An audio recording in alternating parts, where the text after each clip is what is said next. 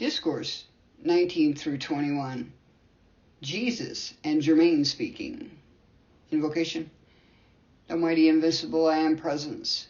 Speak thyself into the hearts of thy children. Fill their hearts and minds to overflowing with the magnificence of thy presence, with the conscious strength to look to thee and know thee as the one, the mighty, eternal source of all things by which the consciousness of mankind is sustained. Make them to know thy great ownership, that it is thee alone who is the owner and giver and actor of all things, that they may thus manifest unselfishly one to the other. Now, infinite presence, expressing thy perfection everywhere, we welcome and praise thy perfect manifestation in our lives, homes, and worlds, that thy radiant light may forever consume everything unlike itself, that thy wisdom may always direct, thy love always enfold, thy light always illumine thy perfect pathway, and that thou holdest firmly in thy glorious radiance, now and forever. Discourse. Jesus. When I said, I am the open door, which no man may shut, I meant humanity to understand that I referred to the great I am, which is the life of every individual manifest in form, the same mighty presence within you, the great I am, and that I had at the time by which I achieved the final and eternal victory. The consciousness I used for this great victory was the use of the I am presence. At this time, I wish to convey the simple, all-powerful use of this presence to you. All who have achieved a mighty victory and who have been able to raise their bodies as I did, or who raised them before me, have used the activity of the mighty, eternal presence I am consciously. I wish to assure you that it was the conscious use of the mighty statement, I am the resurrection and the life, which enabled me to make the ascension in the presence of so many, and imprint or record upon the etheric records that example for all humanity, which will stand eternally present. When I said, the things that I have done shall ye do also, and even greater things shall ye do, I knew whereof I spoke, knowing that within each individualization or child of God, there was this mighty I am presence by whose use you are impelled forward with no uncertainty. I say impelled because I mean just that. The constant use of your I am presence does impel you forward in spite of any activity of the outer self. So long as this single idea is held firmly, storms, distress, and disturbance may rage about you, but in the consciousness of the I am presence you can and are able to stand serene, unmoved by the seething vortex of human creation which may be about you. There is but one way which you and our infinite Creator may become eternally one, and that is through the full acceptance of the I am presence, the energy, love, wisdom, and power which have been given you. Sometime, somewhere, every individualization of God must find his way back home through his I am presence, fulfilling his cycle or cycles of individualizations in the use of the activity of the outer self. The earth is the only sphere in which there is the density of the atomic structure that you experience. The conscious recognition and use of the I am presence, which you are, steadily raises the vibratory action of your atomic structure unclothing and liberating the electronic activity which is hidden within the atom, enabling you to become self-luminous beings. Germain, it is with great rejoicing that the many who have been observant of this accomplishment see how truly the students are entering into the mighty I Am presence, and how the things that have been disturbing are being dissolved and are dropping away as though they had never been. It is only when the outer becomes sufficiently obedient, giving all power to the greater inner presence, that one finds peace and rest in this accomplishment. So in the peace that passeth understanding, do you move more and more into that eternal river of energy flowing through your being, spreading its blessing and abundance into your body temple and your life and experiences everywhere you go. Say, I am the presence entering into and revealing to my outer consciousness this activity. Then the outer mind will get the full inner activity and bring it, the master abundance creator, into your outer expression. I wish each one of you to go by yourselves sometime during the day and talk to your I Am presence, something like this. Great masterful presence which I am, I love, I adore thee. I acknowledge unto thee the fullness of all creative power, all love, all wisdom. And through this power which thou art, I give thee full power to make visible in my hands and use the fulfillment of my every desire. I no longer claim any power as my own, for I now claim thee, the only and all-conquering presence in my home, my life, my world, and my experience. I acknowledge thy full supremacy and command of all things, and as my consciousness is fixed upon an achievement, your invincible presence and intelligence takes command and brings the fulfillment into my experience quickly, even with the speed of thought. I know that thou art ruler over time, place, and space. Therefore thou requires only now to bring into visible activity thy every perfection. I stand absolutely firm in the full acceptance of this now and forever, and I shall not allow my mind to waver from it, for at last I know we are one. Beloved students, you may add or weave into this anything else you wish for your requirement, and I assure you, if you can live in this, you will experience the opening of the floodgates of God's infinite abundance.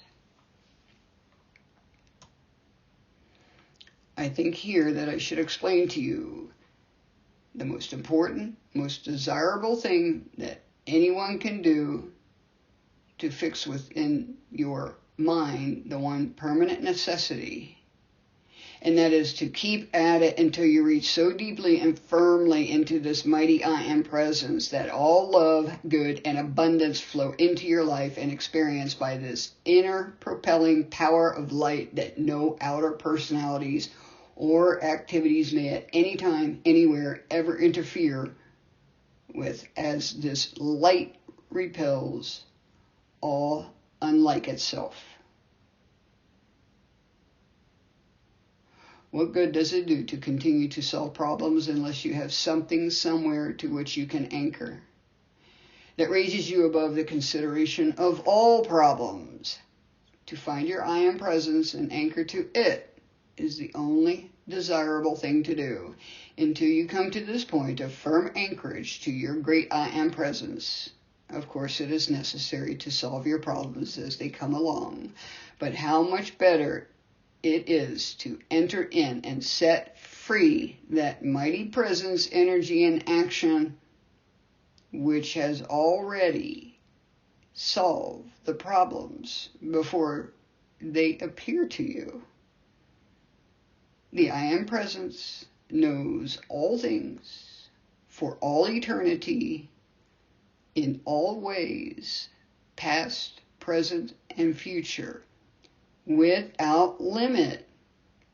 Is it not worth the effort that you may ever move in this glorious freedom?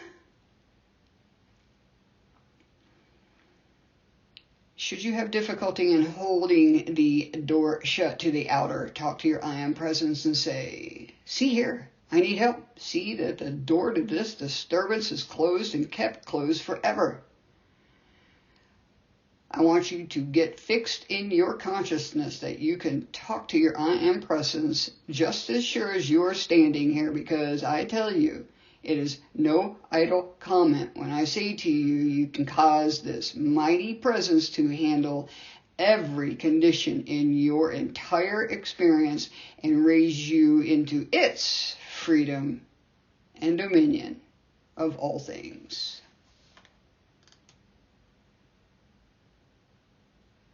Take the body, for example. I want the students to get the fullness of the idea that they are masters of their body temples and can project into them whatsoever they wish. The pure and perfect life of God is flowing through you every instant. Why not switch off the old design and switch on the new? Do you not see how important it is to perfect the body? What can the inner presence do with a body that is out of harmony all the time? When this is the case, the attention becomes so fixed upon the body that the I Am Presence cannot get the attention but a little part of the time. It is so easy, if you will but do it with treatment of the muscles and flesh with the energy of the I Am Presence. They become firm, supple, and perfect. The reason I speak of this with such deep, earnest feeling today is because I see the change and improvement in almost everyone, and by the special conscious attention directed to the body temple, how much more quickly will each be brought into the perfection which he desires. Such treatment acts upon the cells wherever they are, be they bones, muscles, or flesh. How prone the outer mind is to question the ability of this inner self to handle any part of the body. If it will handle just one kind of cell, it will handle all cells, no matter the kind. Make the outer accept the full power of the inner presence, and thus let it expand into healthful action throughout the entire body temple. Here let me say that 90% of the power given to outer things is unconsciously given, even with most students, and even most students are not aware of it. Now turn about and give this great God presence within you all power to do the things you require and wish to do.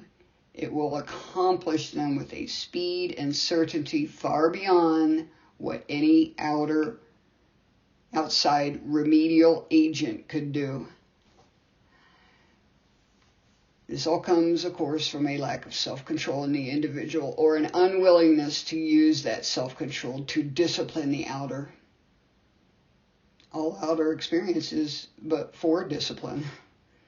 For those who are coming back into this work, the present training is really a finishing school or experience, and that is why some of them feel it is a little strenuous. If the individual but understood that he could turn away from all discord within the body temple and give the Master I Am Presence within all authority and power to dissolve and dissipate the wrong condition. Take the attention off the appearance, strain, or pain, and know I know I am the presence free from this thing now and forever, no matter what it is. Again, the I Am Presence knows all things for all eternity, in all ways, past, present, and future, without limit. If the student would think of this great presence, contemplate it, and know that it is all love, wisdom, and power, then when he fixes his attention on something to be accomplished, he knows this presence, and only this presence, is the open door, the all-powerful accomplishment itself, so it cannot fail. I am is all there is, everywhere present, visible and invisible. The consciousness most needed for each individual will come from time to time as the students continue in the use of this. Do not let yourselves strain after things. Just take the calm, certain attitude of the ascension, the perfection. Calmly, quickly, lovingly accept it and just be. This avoids tension. Nothing is more powerful than this. Oh, that the students or any individuals who know of the I Am Presence could but realize that there is no greater consciousness, no greater activity that conscious volition can set into action than the recognition and acceptance of the I Am Presence. No matter what the angles of truth are from the thousands of avenues by which mankind reaches out to gain greater and wider understanding, every avenue leads to this one way, which you now have the gracious privilege of knowing and understanding and using. Any kind of knowledge or power is absolutely worthless unless used. Those who will apply and enter into the use of the I Am Presence with deep feeling will see and feel within their own beings as they again come in contact with other channels of understanding how transcendent the knowledge of the I Am Presence is in comparison with all other ideas of truth.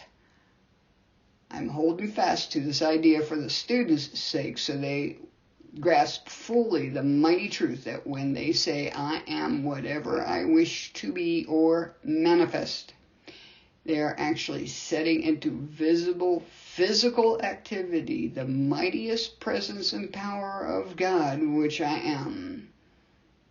This differs from any other statement that was ever put into a group of words. There is no other statement or group of words in existence that actually sets such power into motion to accomplish any given purpose to which the conscious attention is directed, as does this mighty expression, I am whatever I wish to be or manifest. This is why Jesus the Christ coupled it with the most important statements that he made. If the students of this radiation will meditate or contemplate the statements that Jesus made, it will help them to grasp the fullness, the stupendous of this more readily.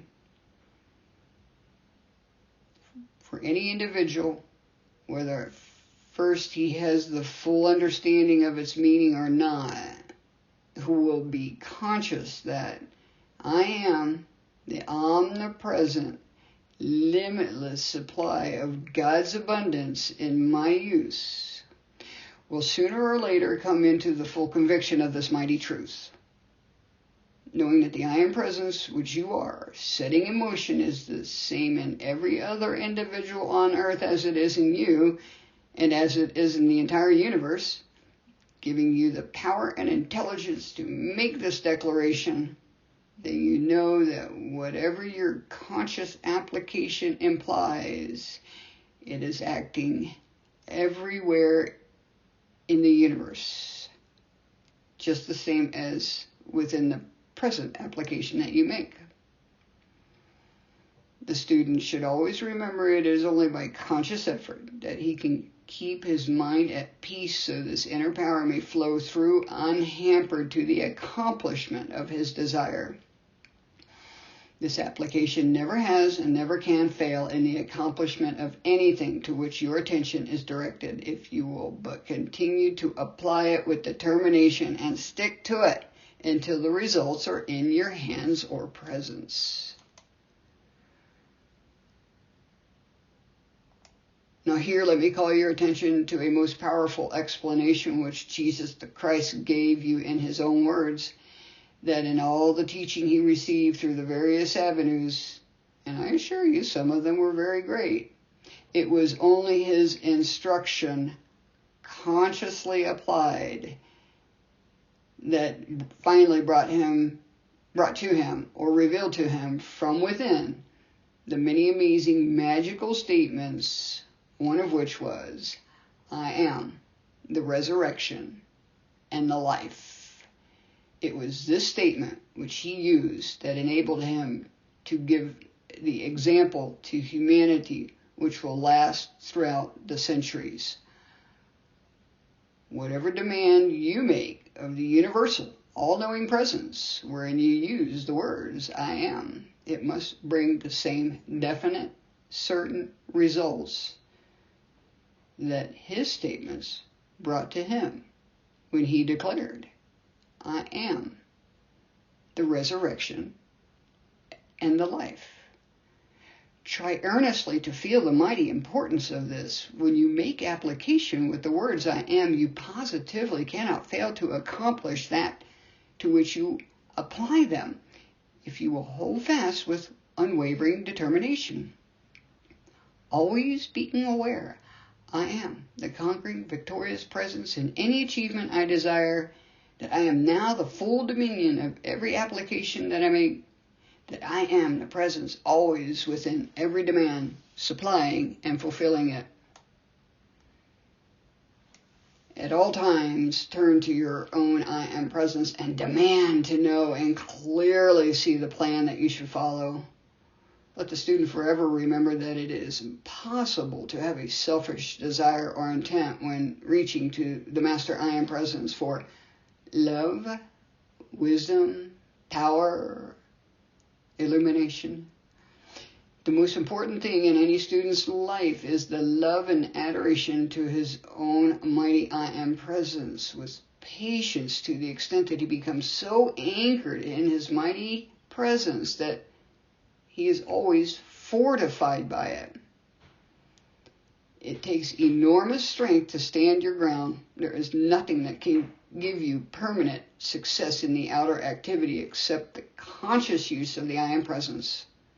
Stand adamant against the thing that would sway you off.